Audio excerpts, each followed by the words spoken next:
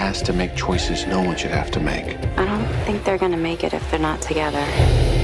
I will pray for you, Yardi. Yardi? It is our special name for you. It means great white cow. Well, it's better than a lot of things I've been called.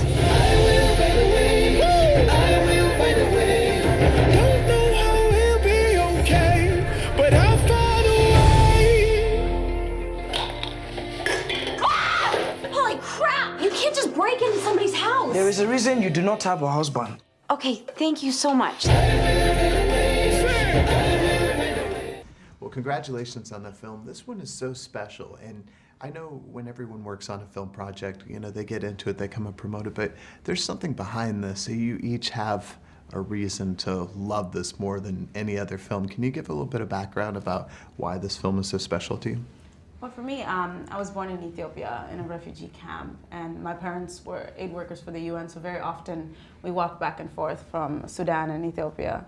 And I have a brother who was a lost boy, and so that's how, for me, it's very personal to me because it's also the story of my family and also my country as well. But I also think that all of us are personally invested in this story, from Margaret to Arnold to Garrett and Emmanuel, because we all have a connection with Sudan. And so it's easier for us to talk about it, but it's more, I feel like it gives us authenticity, and that's why I think people are drawn to it in a sense.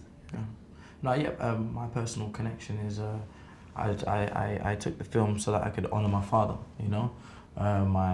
My dad passed away when I was 2. He's from South Sudan, and growing up I didn't know about my Sudanese culture or my Sudanese heritage. So this film was like a calling, you know, I had to do it. It was to honor my father and to pay a tribute to him, to learn about my people and learn what my people went through, because I didn't know growing up in, you know, in the whole London English culture. I didn't know about what was happening in Sudan or what's happening with the Lost Boys. So this film educated me a lot, and I learned so much from KUOTH, Emmanuel, Gare. I learned things that I could have never learned from a documentary or reading from books. I learned firsthand from them and through their eyes. Well, for me, it's just been, I started in 2003 on this project, so it's 11 years to completion. And I've learned so much about Sudan, the Sudanese people. It's become a mission for me, literally a mission. And right now, South Sudan is in a terrible humanitarian crisis. So we believe that this film is, though it's a great film, it's also an opportunity for us to have a bigger discussion all over the world about what we can do about these situations, and really connect to them in a way where it's, you know, we watch the news, it gets too hard, but this story sort of takes you in, and you get the point of view of them, you get the point of view of us. There's two storylines that are happening at the same time. So I feel like, you know, with Reese and Corey Stoll and this amazing cast, that we have an opportunity to really create an awareness. Yeah, well, and later on in the interview, we usually always ask people their Hail Mary moment, the moment they just kind of had to go for it and it worked out for them. But this whole movie was a Hail Mary, especially for you, right? It was a continual Hail Mary. And it's so funny. I mean, I literally brought me to my knees all the time. It literally brought me to my knees. I've never cried so much about anything in my life. And then I went, you know what? What is my struggle with this project compared to the struggle of the story of the people I'm telling? I mean, I'm just a big wimp. I'm a wuss if I give up on this. Seriously. I mean, these kids would walk 200 miles to find water. Well, I'm just going to keep walking through Hollywood with this script, and I'm going to find some water. And I finally did, and we got it made. So I was, thank God, I'm so glad I didn't give up. But it was their story, the true story of these kids, that is why I didn't give up. Yeah, but the long story short is that the money for the film, while you had the rights, came in, what, within the last hour that it could have? Yes, the check literally was so hilarious. The check, I had an 18-month free option from Paramount at the last, and I kept the financing kept falling out. And on the last day of the 18-month, I got the check to buy the script back from Molly Smith, who's from Memphis and has a lost boy who adopted in her family and is a great film producer. And she was like, well, I'll put it in your bank, and then you just go write a check to Paramount. I'm like, this check isn't going to clear, Molly. I don't have that much in checking. You got to get me a cashier's check. Oh, I got to get you. You know, we're like racing around because I knew that you know, and we finally got it in through many phone calls, and you know, by the end of the day, the last day of the 18-month option, we got it back. It was crazy. That's so crazy.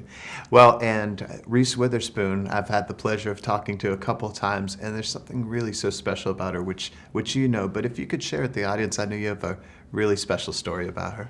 Yeah, no, Reese is she's like our sister now, you know? We got so close, all of us. We all got really invested into the film, you know? And because of the subject matter and how difficult it was to film certain scenes in the film, I think it brought us all closer together.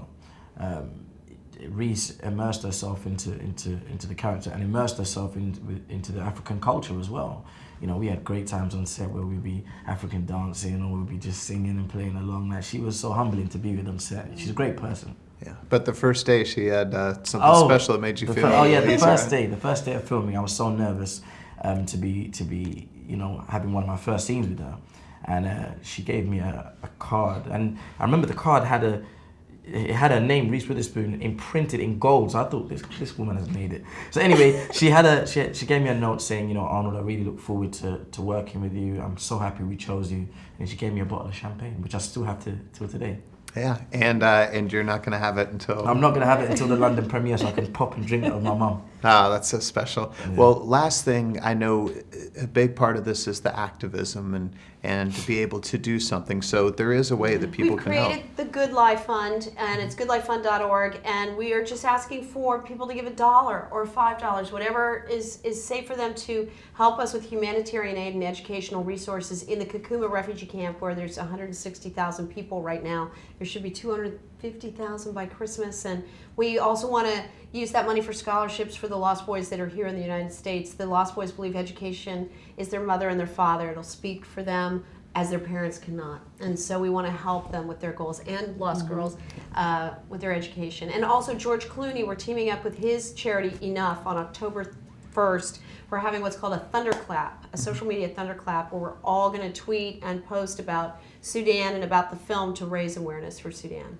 Good. Well, thank you all so much for using your art to make a difference. Thank you. Congratulations again on the film. Thank you. Thank you very much.